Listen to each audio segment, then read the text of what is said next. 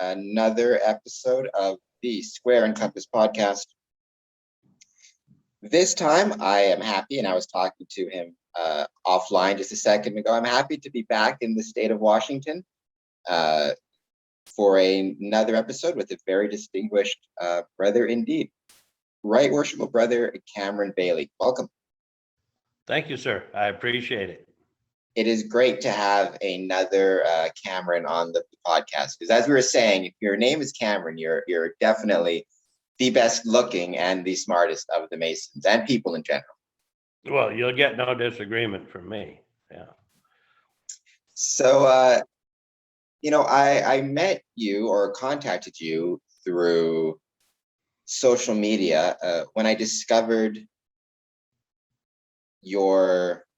I guess it's your speech, which you transcribed, so your paper entitled The Future of Freemasonry, which I thought was terrific. And I'm really looking forward to discussing more about that paper with you. And I'm also going to leave a link in the description to this video so other brethren are able to access it, right? Because the thing about the paper is, even though your jurisdiction and your connection to Freemasonry is presently in Washington, the problems that you identify and the solutions that you offer really are applicable to the craft, both nationally and internationally, whether it be Canada, the States, South America, Europe.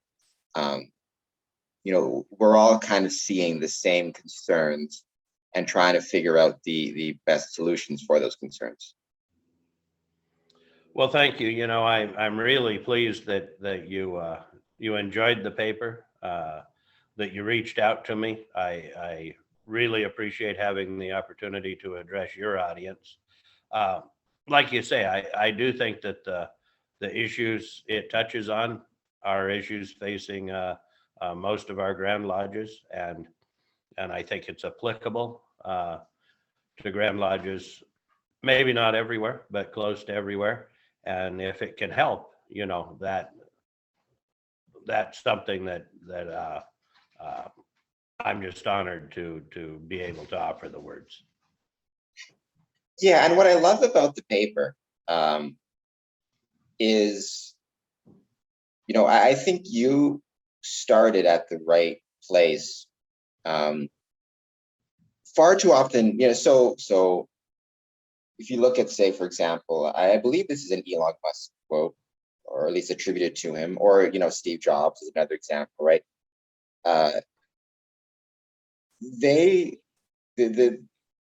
don't start with, okay, what do we have and what can we do? They start with, okay, what do I want? What is the goal? And then they work backwards to figure out how to get there based on what they have. So often in Freemasonry, we'll say, well, we can't do X, we can't do Y because we need more members, we need more money. You're saying, what I like about this paper is you're saying, we need to first set the goal and then we'll figure out how to get there. The classic example that I've used before in this podcast is when John F. Kennedy, made the announcement that they were going to go to the moon. At that point, they had managed to get one person in space for 15 minutes. There was no guarantee that they would be able to do it when he made the announcement. But he recognized the importance of you set the goal and then you figure out how to do it, as opposed to, because if you just base it on what you have now, you're always going to be limiting yourself. It's better to set lofty goals and then you can figure out how to make it work. The beautiful thing about people is, if you set a goal, even one that is quote unquote unrealistic, more often than not, people will find a way to rise to the occasion. And I think that's true of Masons as well. Yeah, I agree. I think people, they want a mission that they can believe in, and if we give people that mission, they're going to figure out how to get there. And Freemasonry, in my view, is already properly done that, right? It's a personal quest. Well, lodges can have a quest as well, and a journey towards perpetual self-improvement, We don't have to limit that to Masons. And I think if we, as you say, set that goal, men will rise to achieve it. Now, that brings up a, a very timely question for Freemasonry, but really, I think most organizations are struggling with this in some way, shape, or form. What would you say is an appropriate mission for Freemasonry?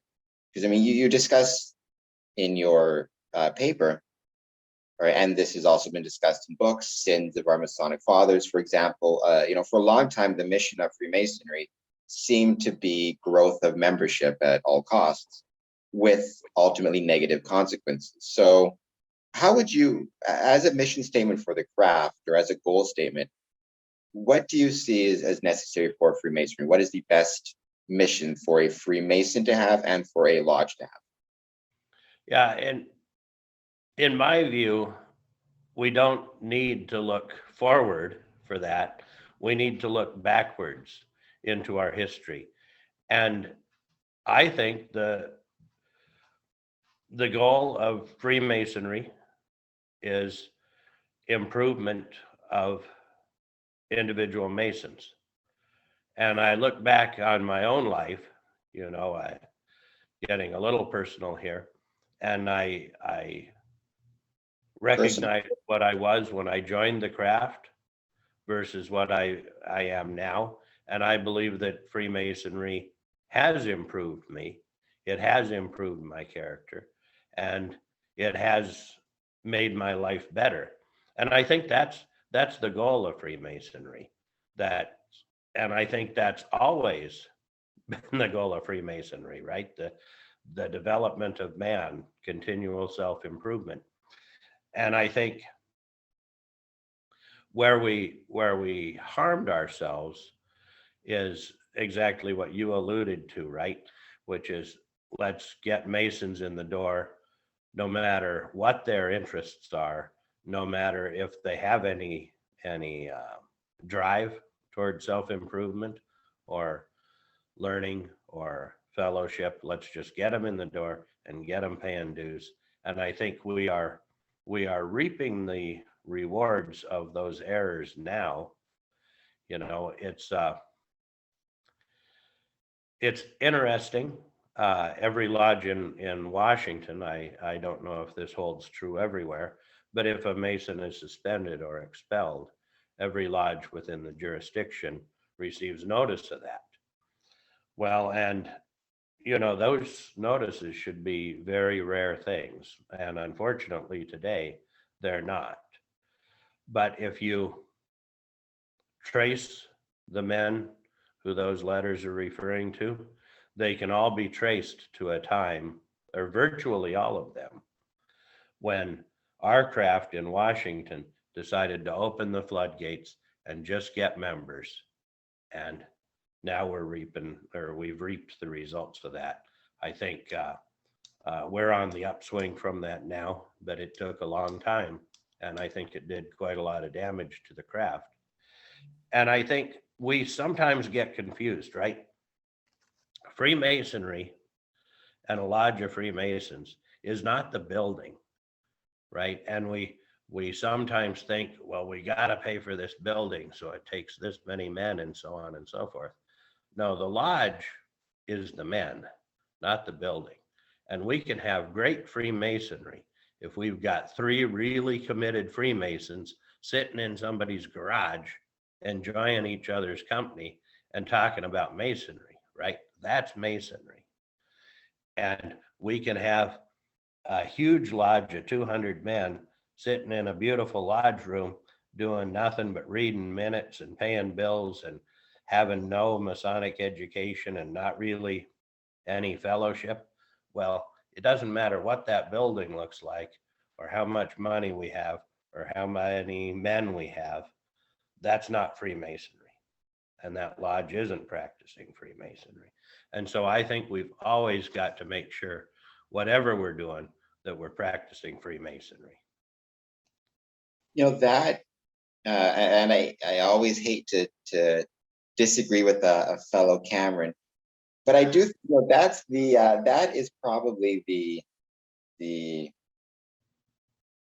area where I've had the most disagreements with brethren, just in my personal Masonic journey, is the correlation between a lodge and a temple. Certainly, by definition, a lodge references the group of people, not the building. The building is its own entity. That can be, in some cases, owned by Freemasons, or in other cases, a rented space, depending on what it is. But having come, being a Windsor, Ontario Mason, right, we have the Windsor Masonic Temple here, which this year is celebrating its 100th anniversary. And I've talked to many other locations which have grand Masonic temples, most of which were built in the 1920s, during that boom period of the craft. I've always been very hesitant to, or I've always been of the opinion that as best as possible, we should try to maintain these temples, not necessarily by bringing in members that don't add to the craft per se, because that ultimately is self-defeating. As you point out, you end up with less members overall. But there are ways to develop and grow revenue in a Masonic temple outside of simply having dues, paying members. And that does create, a cyclical effect. There are many people in Windsor for whom the Windsor Masonic Temple is, as much a part of their life as their home and their work, and they're not Masons. It's where they got married. It's where they went to school dances. It's where they saw shows. But I also recognize, and many have pointed out, that, oftentimes the temple becomes an excuse to bring in membership that is not committed to the craft, which ultimately results in a loss of membership over time. Yeah, and I don't think you and I have any fundamental disagreement.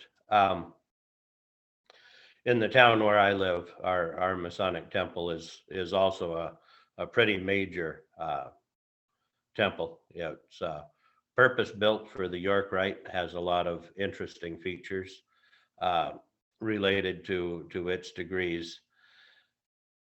And I would not want to see it go away or be converted to other use than Masonic. But I think that there's better ways to pay for it than driving for more membership, right? Here in Washington, for example, we can rent our buildings for outside events, and some of our temples, have started little wedding businesses, right? And it's pretty amazing how much money they can make hosting weddings in their Masonic temples.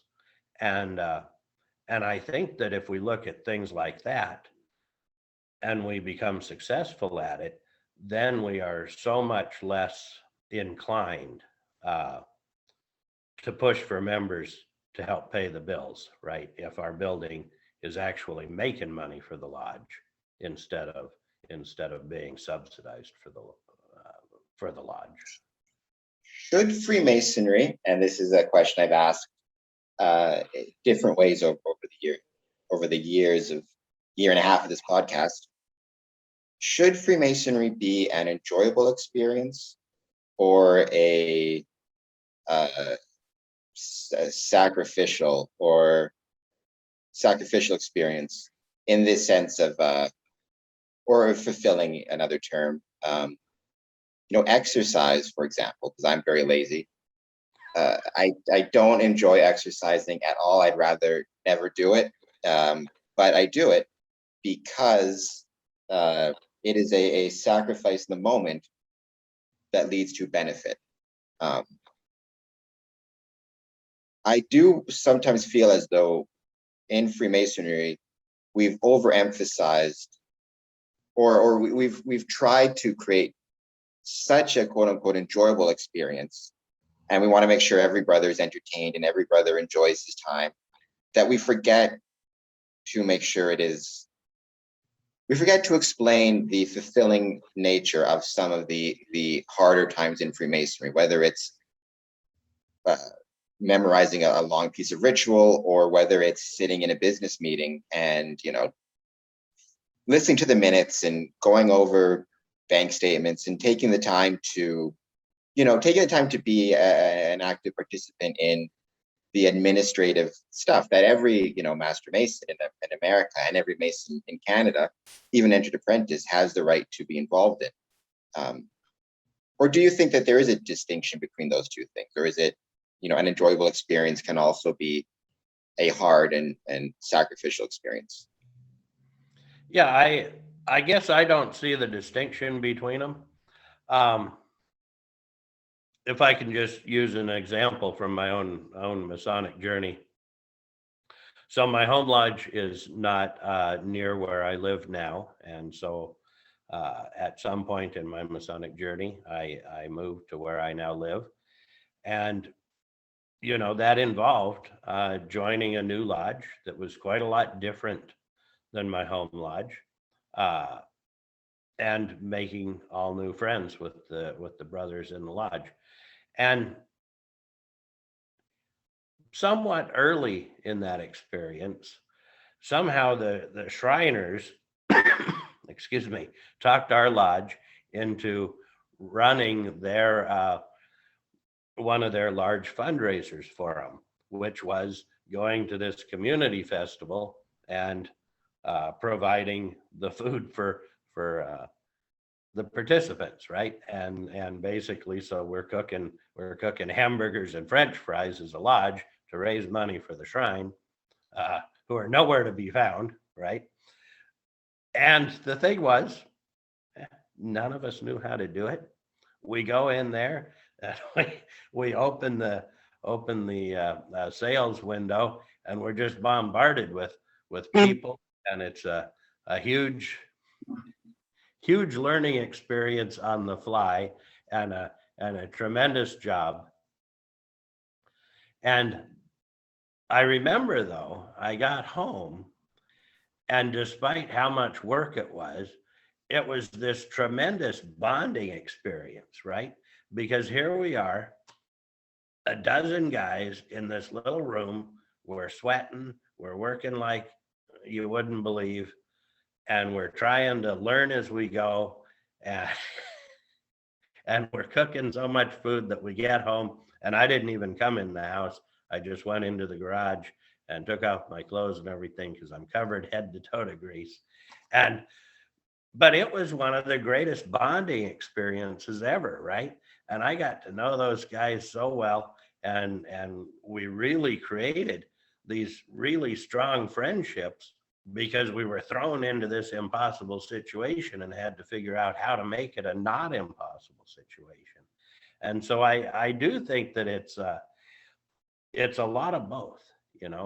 Freemasonry, some of it can be a struggle, but the struggle, if it's towards a shared goal, can also build really strong bonds of brotherhood. And yeah, I bring that up a lot recently because I think we're seeing a desire, especially amongst young men, for struggle and for purpose, that is not being reached out there in the world. You're seeing, for example, a lot of messaging now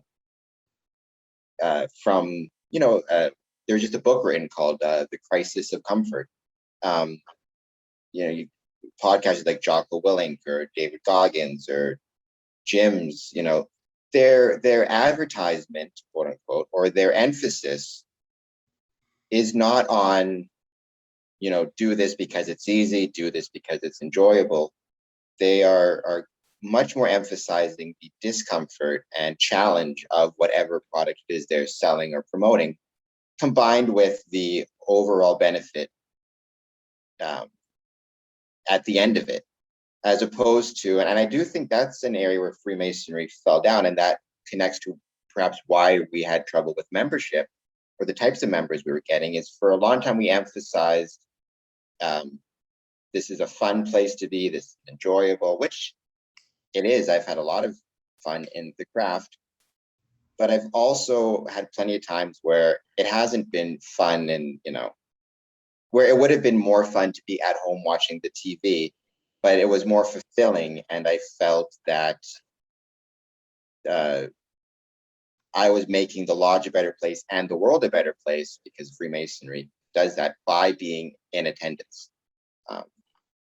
I just think that that's a message that, this is hard but worth it, is a message that a lot of young men are really yearning for and finding in other areas.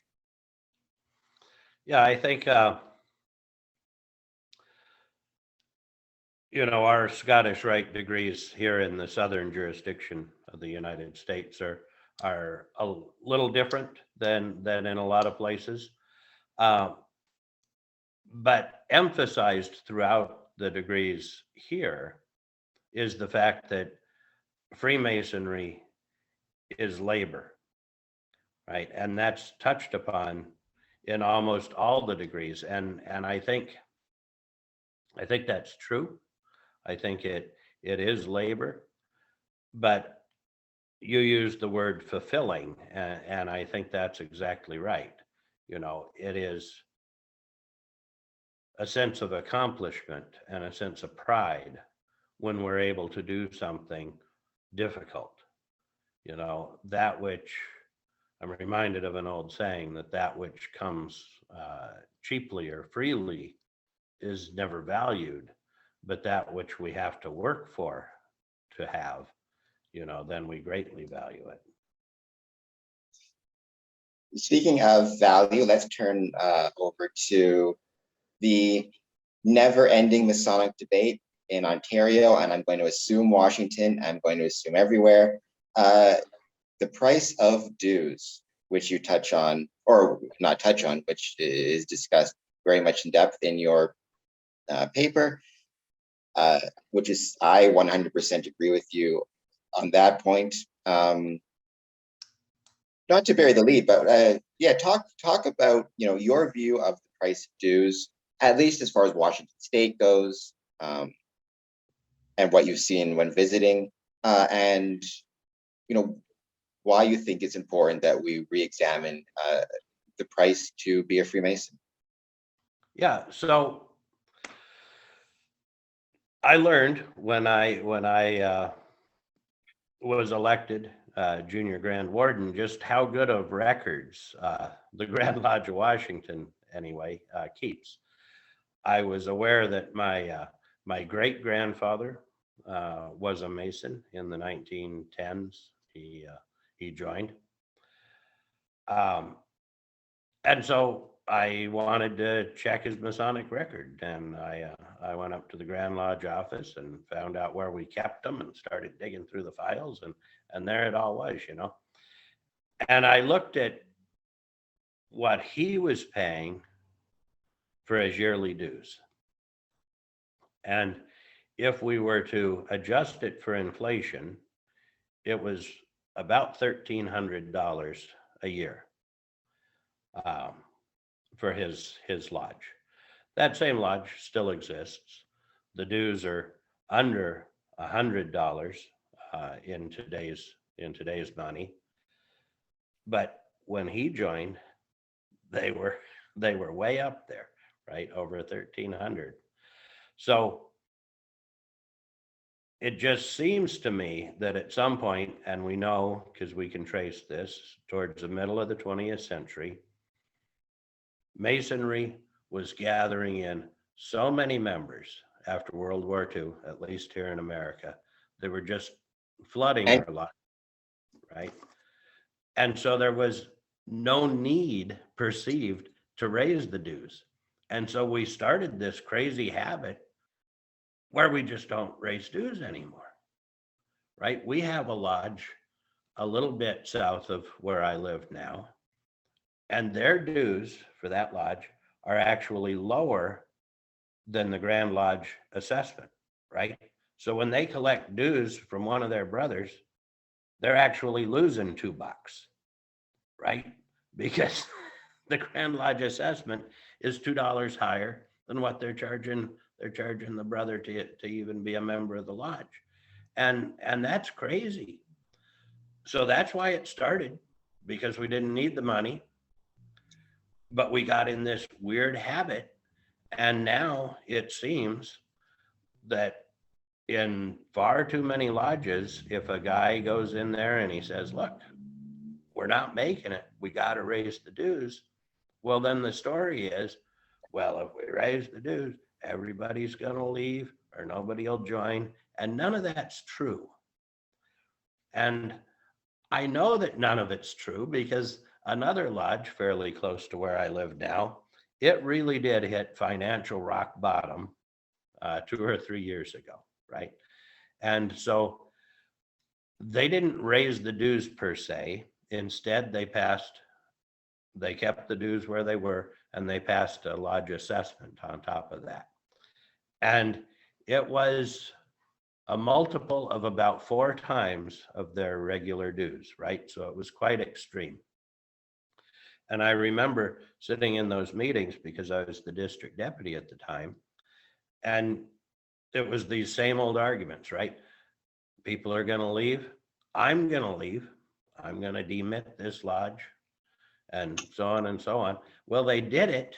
They managed to vote that in, and not a single brother left that lodge. So these concerns, they just aren't founded, right? Men will support their lodge financially if they find value in it. And the only thing that I think we really forget about here in Washington, and I assume it's this way everywhere, is we do honestly have some brothers who, for whatever reason, they've fallen on really hard times and they really can't pay a meaningful amount of dues. Well, in this jurisdiction, and I assume all others, we can remit those dues, right? If a brother honestly can't pay those dues, we have the ability to not charge him those dues. And we should do that, but the brothers who can pay dues shouldn't be paying dues. And if we have some brothers who, for whatever reason, can't pay dues, then as a lodge, we should, give them a pass on that. Yeah, just to what you said, I've not seen any evidence that increase in dues negatively impacts lodge attendance or lodge strength. I think that is a, from an economics term, dues strike me as a pretty elastic expense. You need to go very, very high before people start to reconsider their membership. I'm sure there would be a point at which it would take place, but 4 or 5 times the amount when dues are so low, I don't see that being a particularly, I don't see that having a significant effect on lodge health or lodge membership or anything like that. Yeah. Now, you also talk about, and this is something I agree with as well, in your paper, bringing Freemasonry bringing the lodge outside of the temple, which we've done, here in Ontario. We've done camping trips, special events. Why is it, do you think, that so many lodges seem to have difficulty with that step, with bringing the lodge and the membership outside of the temple? Is it just nerves? Is it fear of trying something new? Where do you think that hesitance can come from? Yeah, I think you just touched on it right there. I think uh, guys, especially worshipful masters, are afraid. Well, what if this fails? Well, it probably won't. But if it does, what's the harm, really? I think it's really hard to sit in a business meeting and build the brotherhood that Freemasonry is legendary for, right? That stuff gets built outside of the lodge. For me, in the example I gave earlier, it was built in a hamburger stand, right? But but it can be all kinds of things. You mentioned camping. Camping is great, and a lot of lodges do it. But one lodge I'm a member of, they're a little nervous about camping. So instead, they go and they rent a great big house on the ocean somewhere, and they share that for a weekend, and they call that camping. So we can vary this stuff and make it fit the lodge and the men in the lodge. Well, yeah, I said camping, but really that's not true. We rented a cabin.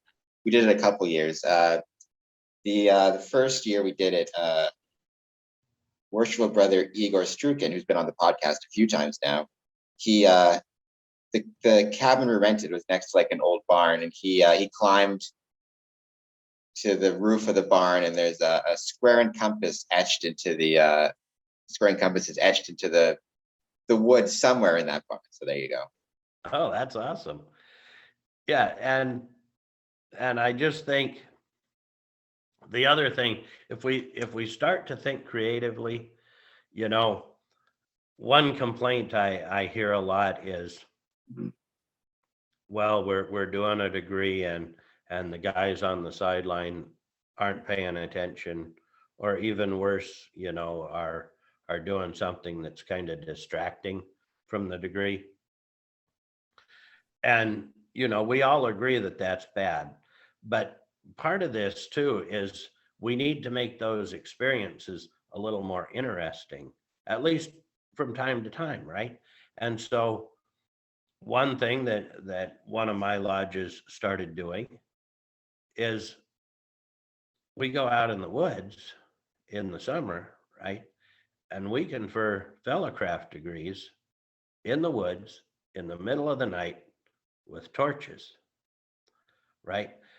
And let me tell you, that candidate is getting a degree experience that he's never going to forget.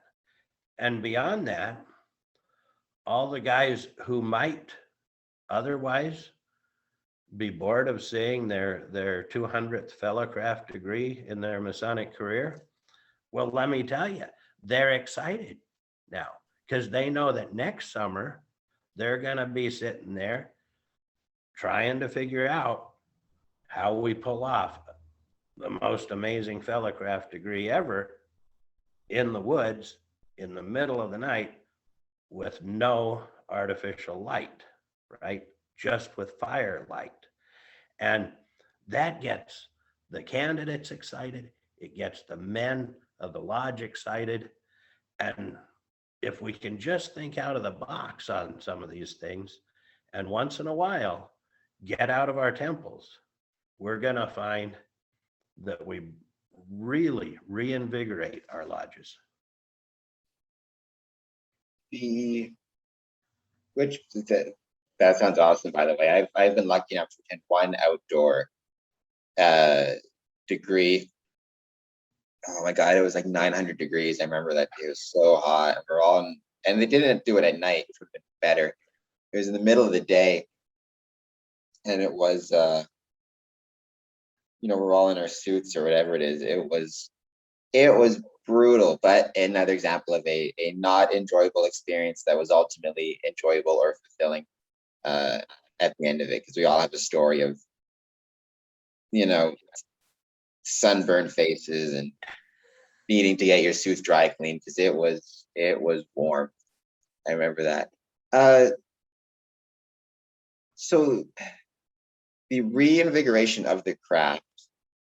Um, I guess. Do you think that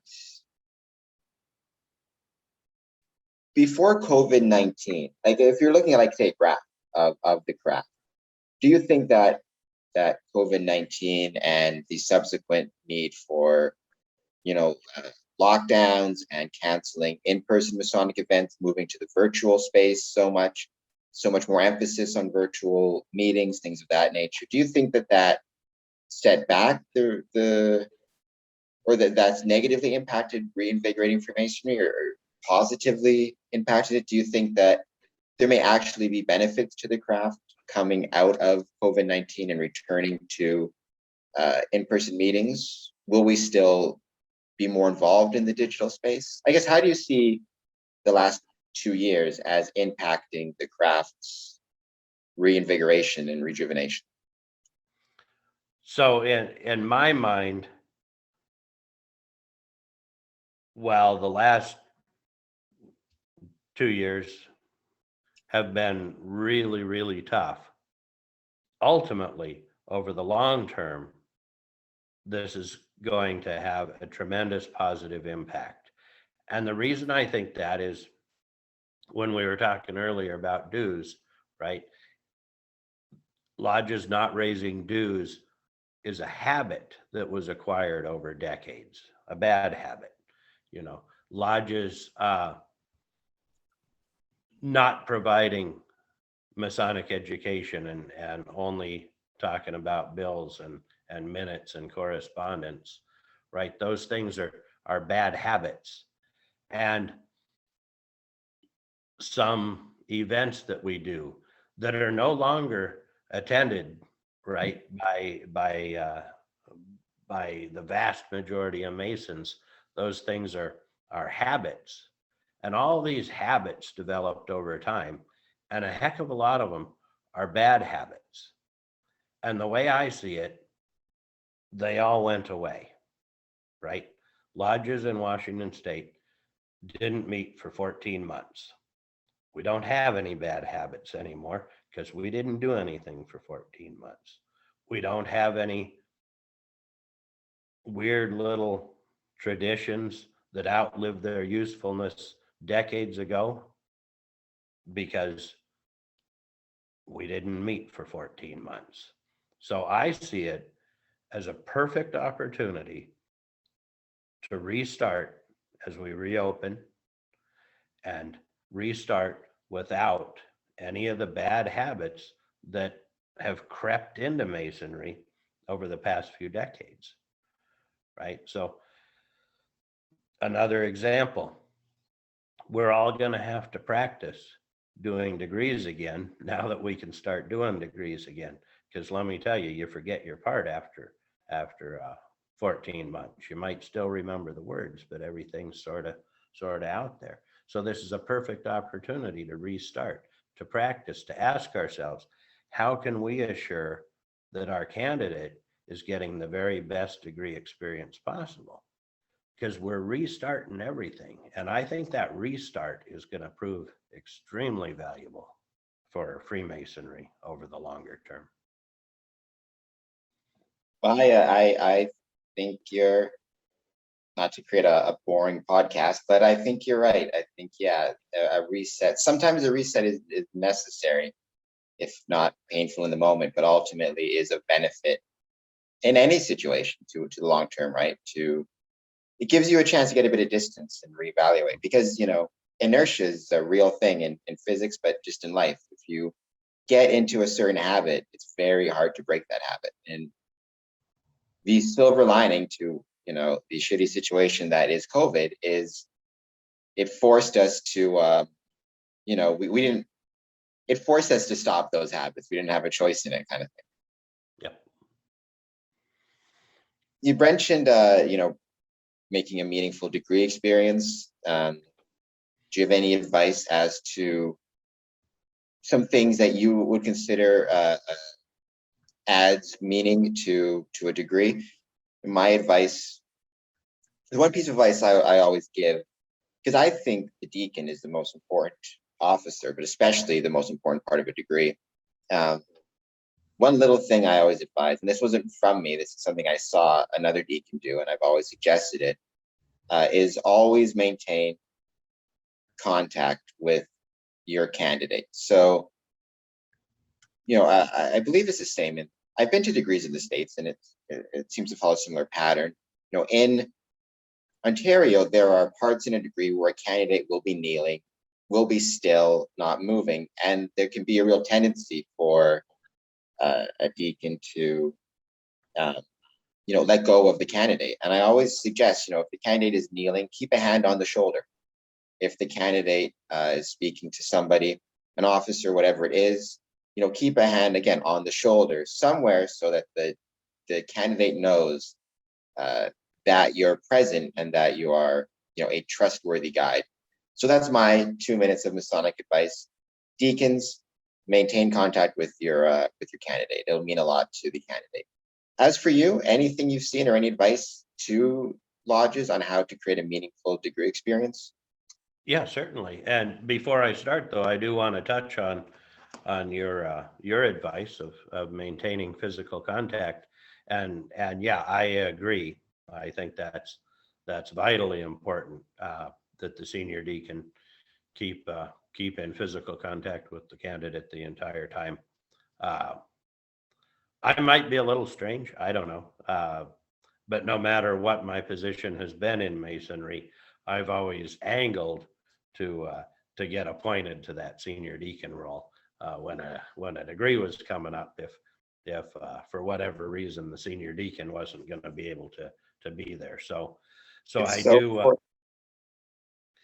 It's such an important office. I think it's so underappreciated. My great Masonic hobby horse is how I think underappreciated the deacons are, and even the deacons themselves. I don't think they seem to appreciate the responsibility or the privilege of being the guide. You're the person who is, you're the first voice candidate's going to hear, uh, at least outside while they're waiting to go in. Uh, you're the guide who's either metaphorically or really literally keeping them safe. Like the privilege of being that for a new Mason, I think is highly undervalued. Yeah, and I think, as you say, in our lodges, that is, you are metaphorically keeping them safe. Uh, in our outdoor degrees, whether it be the torchlight degree that I mentioned earlier or any of our other degrees, uh, as because we do have in Washington a long tradition of doing degrees outdoors, so that metaphysical safety actually becomes physical safety in an outdoor degree, right? Because you're out in the woods, there's rocks and stuff, and so the deacon has to actually avoid those things and help the candidate avoid those things. And so yeah, I just think it's a really important role. But beyond that, I am a big fan of the use of a chamber of reflection. In Washington, we have lodges that use that. I think that's great.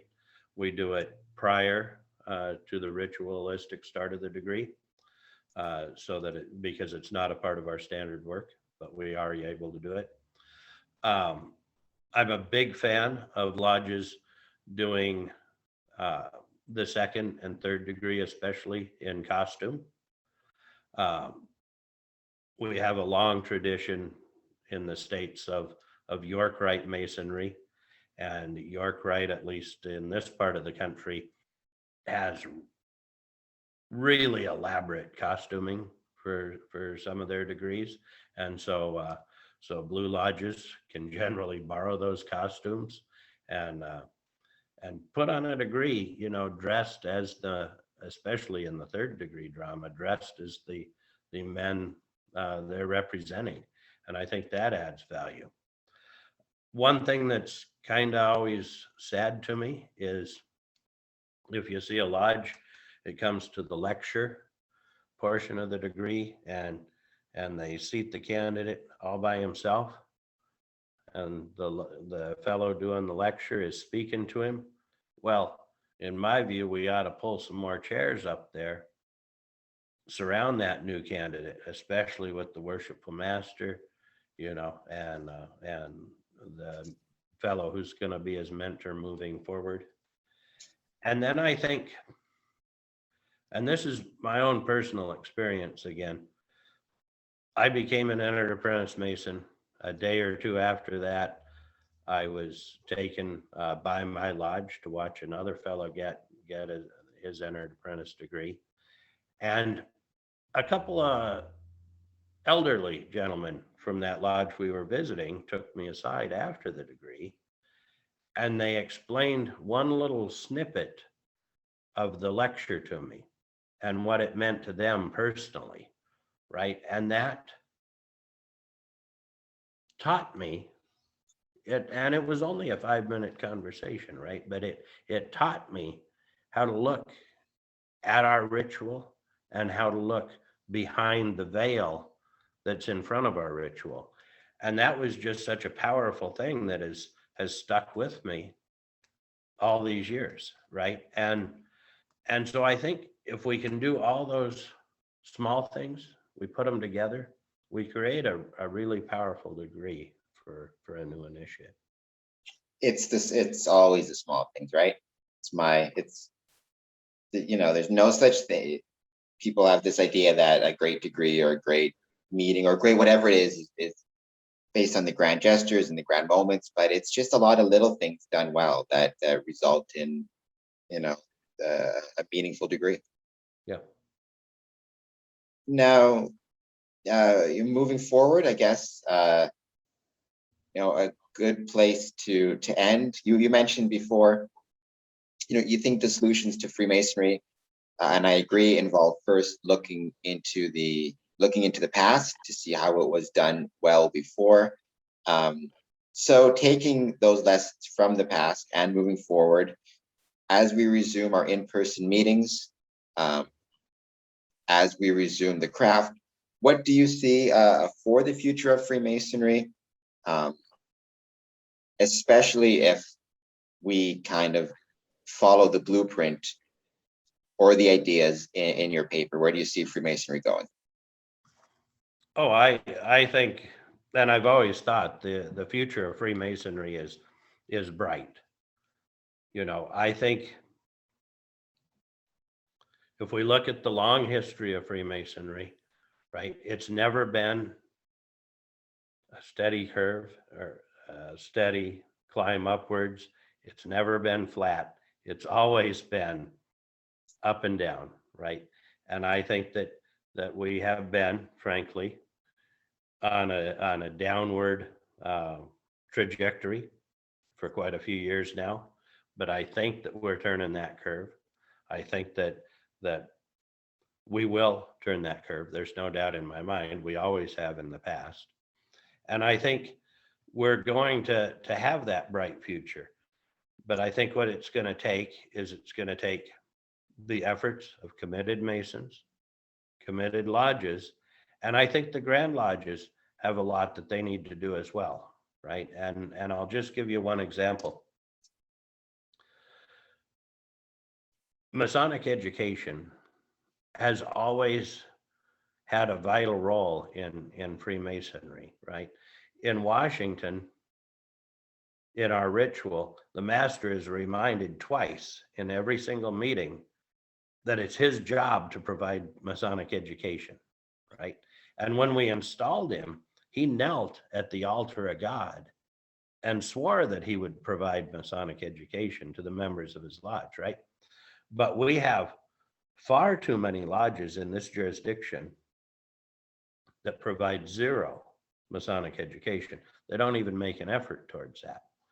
But part of the problem is this Grand Lodge has a little book. It's called the Lodge Officer's Handbook, right?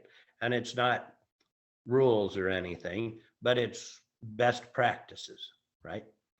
And we publish in there a sample agenda. And you know where Masonic education is on that sample agenda, published by our own Grand Lodge? Well, it isn't, right? And so can we blame our worshipful masters for not providing it if they're taking that sample agenda that they got from the Grand Lodge, following it. So I think that our future's bright. Well, I don't have any doubt that our future's bright, but it's going to take the work of all of us, including our very difficult to turn Grand Lodges. They need to recognize that some of these bad habits were developed at their own encouragement, and start looking at what's provided. And if what's provided isn't good for the craft, stop providing it.